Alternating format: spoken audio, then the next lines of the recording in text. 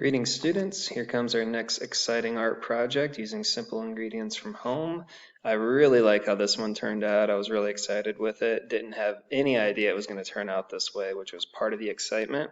So this one kind of had a game element to it, and it was a little more of a time challenge, but it was really cool how it turned out. So I'll show you how to get to this point.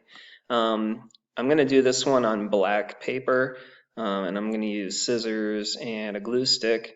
You can do this on white paper, it really doesn't matter, but I kind of wanted to use white paper and some orange, yellow, purple, red to kind of be my pieces, my colored pieces that I'm going to cut out. So I'm going to mount everything on the black construction paper this time, but you can do it in white, no problem. You can do any color if you want to, but I'm just choosing to do mine on a black background for this one. First thing I'm going to do is I'm just going to get all my construction paper kind of stacked up together, and using a good pair of scissors, I'm just going to cut strips.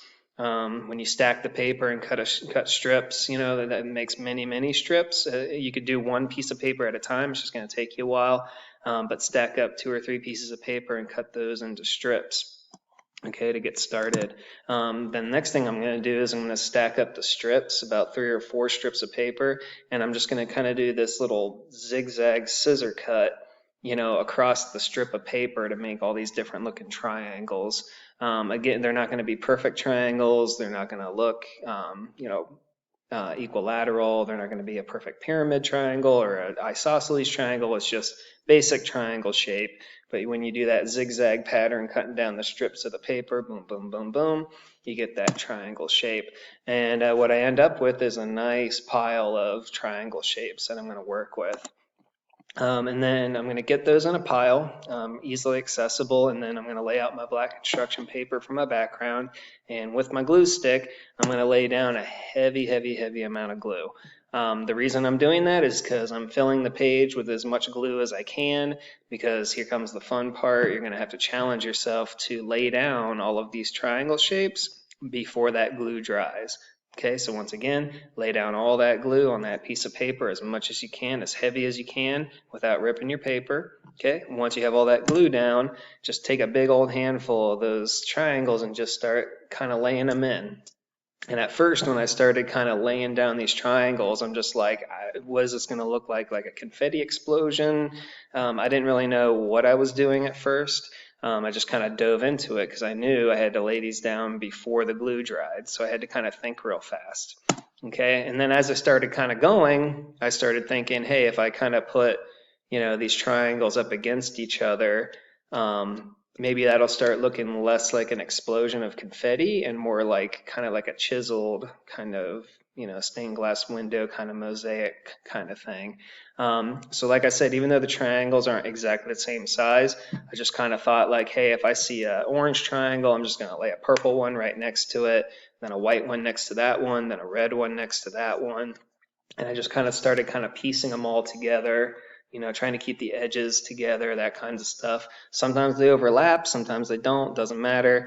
I'm just like racing against the clock, because I'm like, I got to get this thing filled up before that glue dries, okay? And once I kind of got them all lined up and it's looking kind of nice, there's some gaps in there. And so for those gaps, I just took triangle cutout paper triangles that I had and just started laying those on top in those dead spaces. And I think what that did is it really closed everything up really well. So you can see the difference, when I go back and forth between the images. This is when I lay all the triangles out touching each other, and then this is when I lay some triangles on top that are kind of overlapping. And I think that really closed off the gaps, really tied everything together. It looks really nice. Okay, and this could be the finished piece, but what I always like to do is cut it out, give it a nice little frame or something like that. And I've put this up on a white background so you can see it a little bit better. I left a little bit of a margin all the way around the artwork just to kind of frame it, so that black construction paper is acting as a really good kind of frame, kind of capturing everything together. And even though I did this work, long ways vertically, I decided to kind of turn it a few times and just see which way I think it looked best. And this is what I landed on. I like the horizontal look, and I like how there's that purple point on the right hand side that's kind of sticking up, and then that orange one at the bottom is sticking down. Kind of makes me think of a bowl, or it kind of looks like the United States. It's a very abstract way of looking at all those things, but that was just kind of the orientation that I thought worked best for this artwork. So again, I love multiples, I love patterns. Scissors, glue, paper, it's so simple to make something like this. You don't have to be super precise. But the fun part really was just laying down all that glue and just being like, I don't know what I'm making, but I'm pretty happy with how it turned out. And then cutting it out, making it framed, and just finding a nice orientation to it. And there is our finished art piece. So if you guys really liked this one, I hope you did. Leave me some comments if you want to, and I will see you next time.